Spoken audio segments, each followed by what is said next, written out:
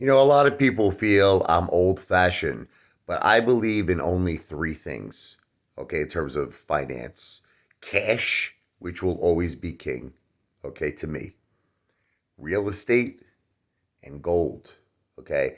Now, I'm going to try to explain to you. First of all, it's from life experience. I have never gone wrong in my life, depending on cash. I remember I used to watch Oprah Winfrey, okay?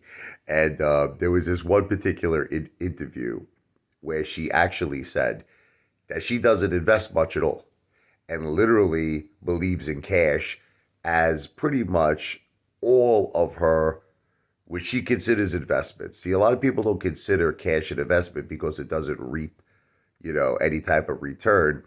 But if you think about it, you don't lose money.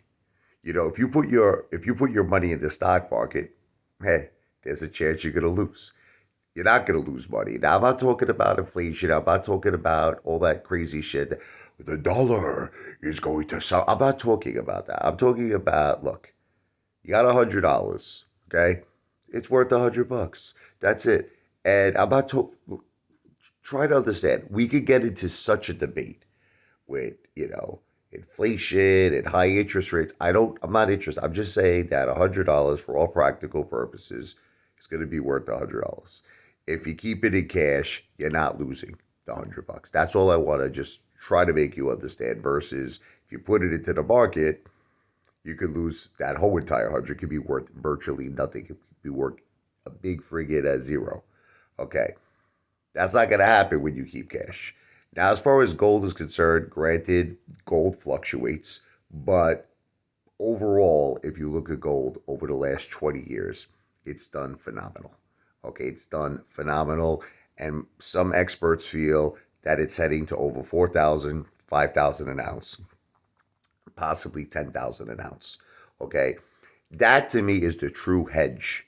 Gold and silver is the true hedge against any type of world catastrophe or anything that could happen negative in our world. Gold will always be, to me, the hedge. Okay.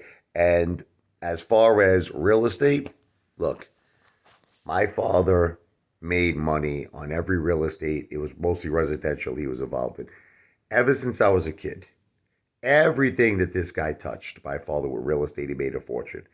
Everyone back in the old days of Brooklyn, okay, made fortunes in real estate. I mean, they were buying houses in Brooklyn in the 70s for like 40,000, selling them for over $1 million today. In some cases, even higher. I mean, fortunes were made.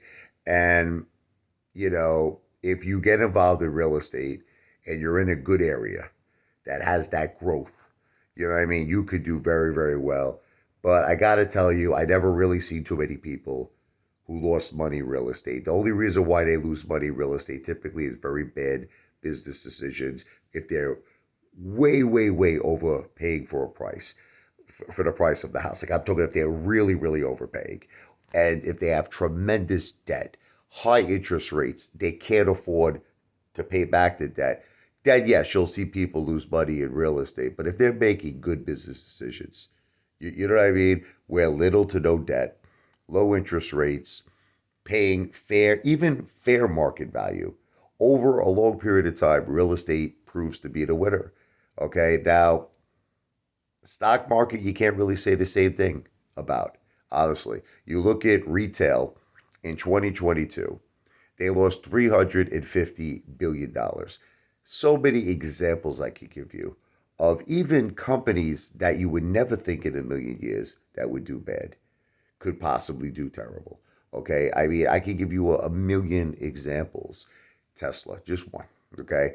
Tesla rode this gigantic road to success. It was insane.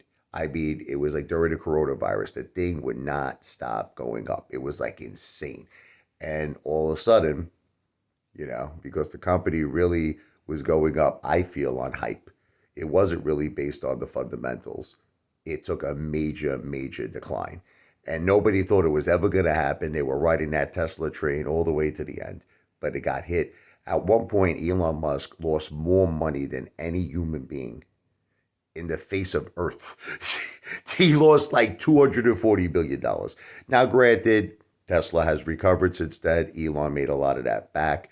But it just goes to show you, like, nobody would have ever thought that that would happen. People say, oh, it's only meme stocks that are bad. It's not true.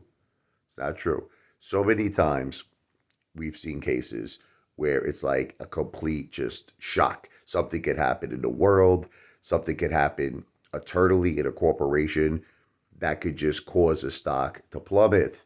You don't see that with cash, real estate, and gold. And that's why I will always believe in those three. Okay. Now, real estate on steroids to me is the casino industry. That's where the real money is made. One casino could potentially outproduce 100 hotels. Okay.